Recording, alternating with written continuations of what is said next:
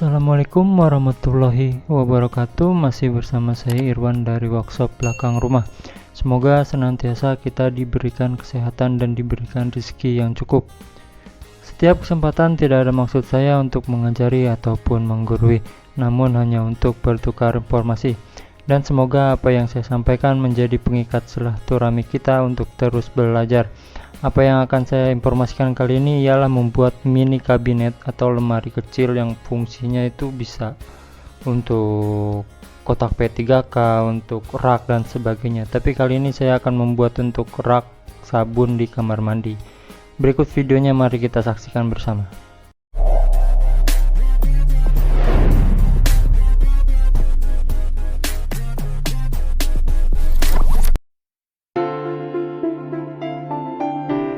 Diawali dari pengukuran rangka utama ya paman. Di sini saya memiliki dimensi 40 x 28 cm.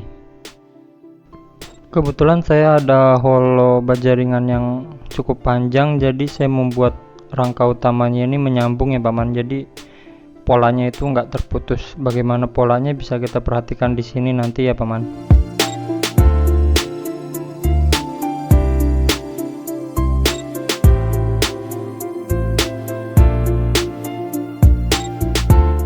Yang pertama kita harus tahu sisi atas dari rangka ya paman. Jadi yang bagian sambungan holo itu kita buat bagian sisi dalam.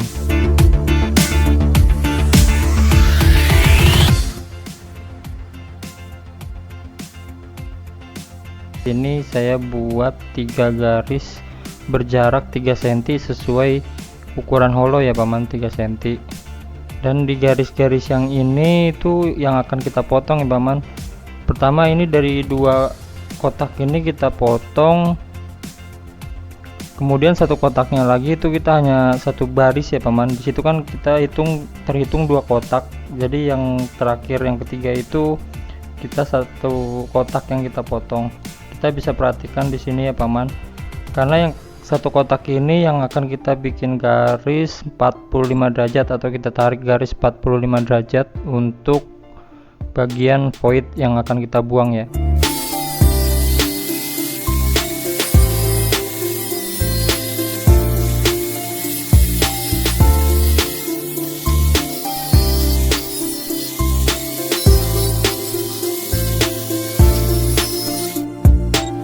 Setelah pemotongan garis pola, di sini kita perhatikan bagaimana dan apa yang ditekuk dari holo ini ya paman. Di sini yang pertama 2 bagian, jadi berhadapan itu kita tekuk, kemudian satu bagian kita tekuk yang di samping garis 45 derajat.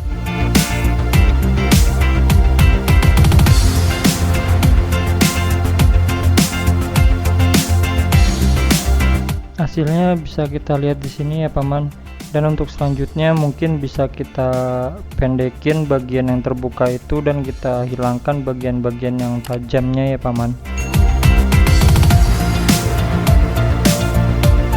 Jadi dari pola ini nantinya tinggal kita tekuk saja dan akan terbentuk bagian atau ruang kosong untuk penyambungan holo letter T nya ya paman.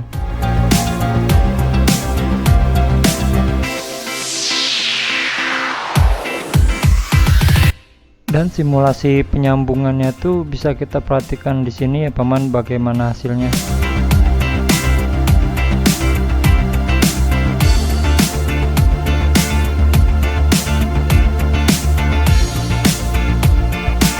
Jadi jika sudah memahami bagaimana pola yang kita pakai, untuk selanjutnya kita tekuk saja menjadi kotak dulu ya paman. Dan kita bikinnya itu menjadi 2 bagian. Jadi untuk bagian depan dan untuk belakang kita bisa perhatikan di sini ya paman.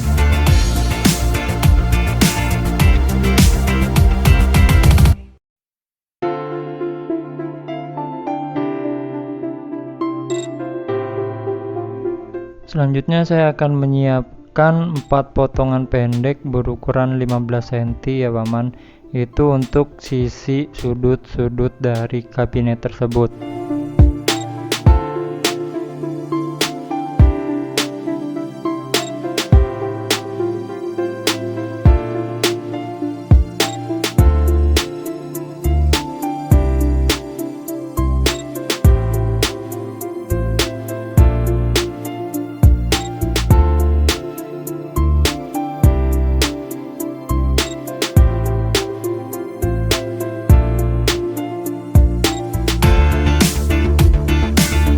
Dan untuk penyambungan seluruh frame atau kerangka ini bisa kita perhatikan di sini ya paman.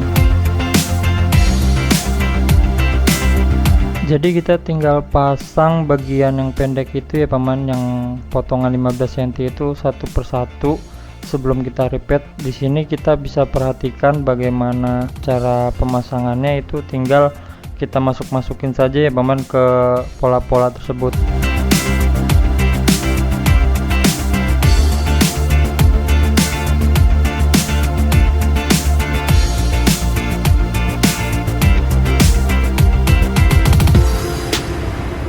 Ini jadi potongan pendek itu kita jepit dengan kedua rangka yang berpola itu ya paman.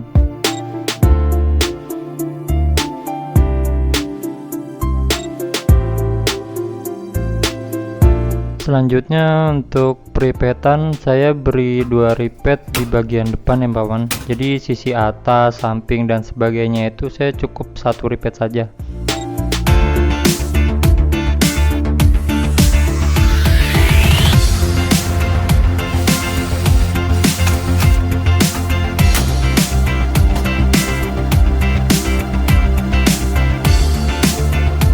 Lalu saya menyiapkan rangka baru atau untuk ruang pintunya ya paman. Di sini pintu saya memiliki lebar 24,5 cm. Kalau tingginya ya disesuaikan dengan rangka yang sudah ada ya paman. Jadi dari 2 garis yang kita lihat di sini akan saya buka seperti ini ya paman. Itu untuk pemasangan holo frame pintu.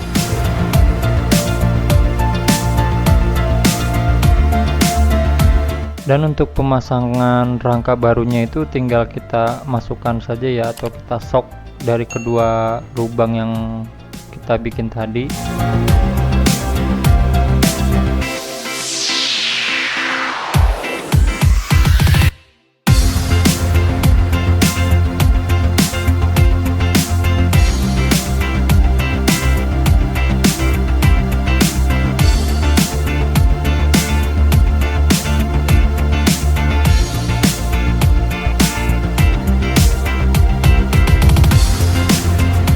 Dan saya menggunakan 2 repeat untuk bagian depan dari setiap penyambungan ini ya paman.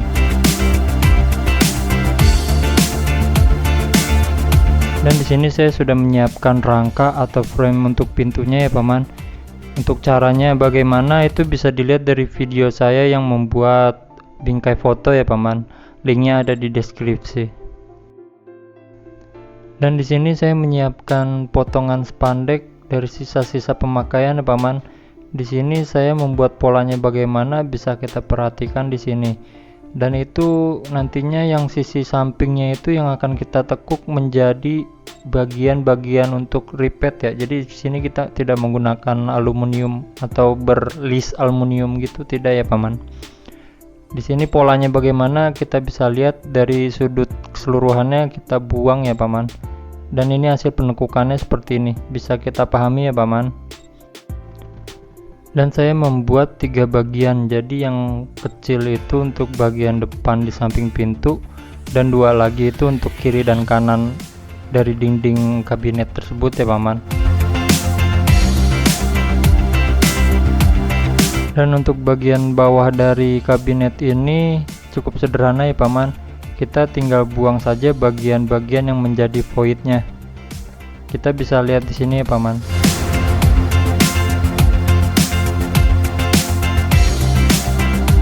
Dan kita repeat secukupnya untuk bagian bawah ini ya paman. Dan untuk bagian atasnya penutupnya itu sangat sederhana ya paman. Kita sesuaikan saja potongannya lalu kita repeat saja secukupnya. Kalau di sini saya menggunakan banyak repeat karena nantinya di atas itu bisa difungsikan sebagai rak kembali ya paman.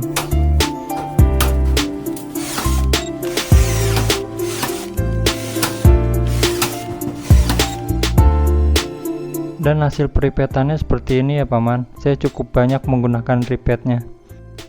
Selanjutnya sebelum pemasangan bagian-bagian yang lain, saya di sini saya cat dulu ya paman. Saya di sini menggunakan cat instan berwarna putih. Dan untuk rangka pintunya juga saya cat ya paman. Untuk pemasangan engsel di daun pintunya saya cukup menggunakan 2 ripet saja ya paman. Juga pemasangan handle pintunya itu saya pasang dengan sebagaimana mestinya aja ya paman.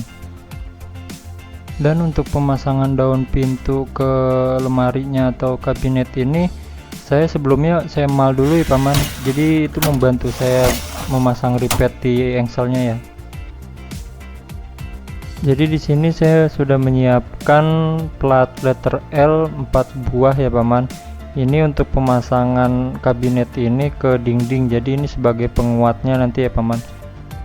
Dan plat letter L ini terbuat dari sisi samping reng ya paman, jadi saya memanfaatkan sisa-sisa potongan reng baja ringan.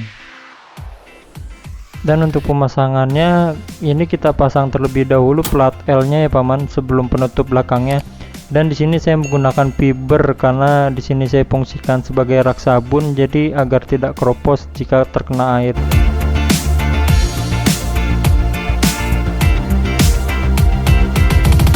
Dan untuk akhirnya ini proses pemasangan dari kabinet ini ya paman. Di sini saya mal titik-titik untuk pemasangan dari skrupnya atau bautnya ya paman. Di sini saya menggunakan skrup gipsum dan visor plastik S5 ya paman.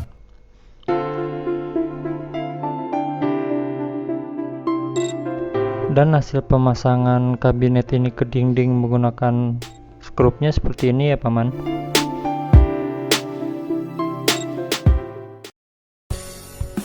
Demikian dan terima kasih sudah menonton proses singkat pembuatannya.